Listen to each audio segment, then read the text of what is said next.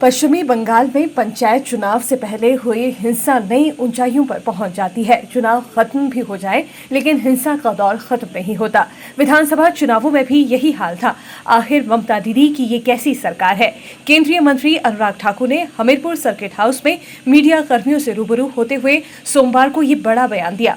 Bharatiya Janata party के राष्ट्रीय अध्यक्ष जेपी नड्डा के हमीरपुर पहुंचने पर आयोजित स्वागत कार्यक्रम में हिस्सा लेने के बाद वे मीडिया कर्मियों से रूबरू हुए थे। अनुराग ठाकुर ने कहा कि भाजपा के राष्ट्रीय अध्यक्ष और केंद्रीय मंत्रियों पर भी पश्चिमी बंगाल में हमले हुए हैं।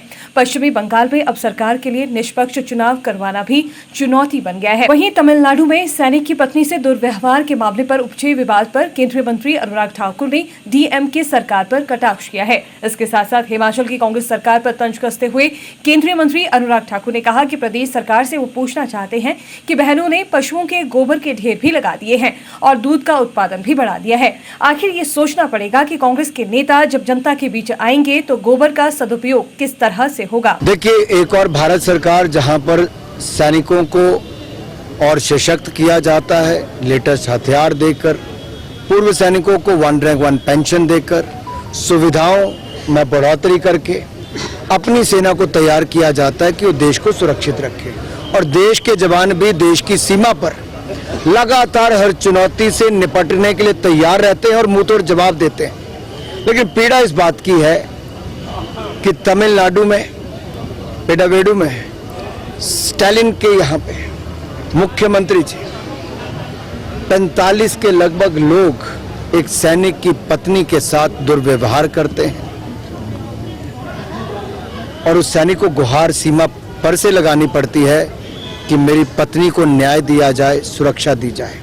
भारतीय जनता पार्टी के प्रदेश अध्यक्ष अन्नामलई जी, उनके कार्यकर्ता उनके बचाव में उस आवाज को उठाते हैं, तब जाकर सोई हुई डीएमके की सरकार कहीं जागती है। तो ऐसी स्थिति में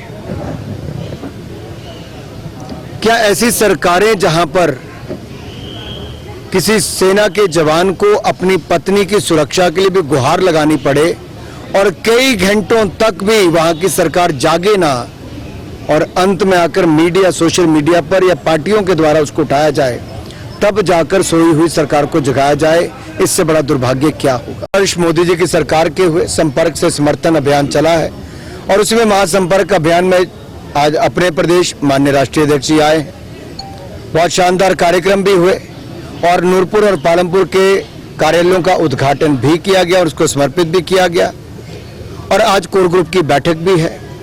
इन सब के चलते जहां एक और आने वाले चुनावों को लेकर भारतीय जनता पार्टी संगठन को और मजबूत करेगी, जनता के बीच में जाएगी मोदी सरकार की उपलब्धियों को लेकर, वहीं इस बात की खुशी भी है कि आज जनता ने ऐसा प्रधानमंत्री देश को दिया है जिसने देश का मान सम्मान बढ़ाया, गौरव बढ़ाया है।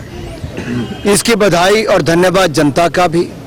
और निरंतरता और स्थिरता देश में बनी रहे, सरकार की बनी रहे, क्योंकि मजबूत नेता आज दुनिया के लिए उम्मीद बना है। भारत और भारतीयों में दुनिया ने उम्मीद देखी है और इस उम्मीद पर हम सबको खरा उतरना है। सर, दिल्ली के पश्चिम बंगाल में चुनाव आने पर हिंसा नई ऊंचाइयों पर पहुंचती है। चुनाव हो जाए तब भी हिंसा का दौर खत्म नहीं होता। ये कैसी ममता दीदी की सरकार है। पिछली बार विधानसभा के चुनाव हुए तब ये हाल था, विधानसभा के चुनाव पूर्ण हुए तब भी भारतीय जनता पार्टी के हजारों कार्यकर्ताओं को प्रताड़ित किया गया, मारपीट की गई और यहाँ तक कि हमारे राष्ट्रीय अध्यक्ष गए, हमारे केंद्रीय मंत्री गए तो उन पर भी पथराव, बम फेंकने जैसी घटनाएं होना, ये कैसा लोकतंत्र है ममता दी? क्या हार का डर इतना सताता है? क्या निष्पक्ष चुनाव करवाना भी अब एक चुनौती पश्चिम बंगाल में बन गया है?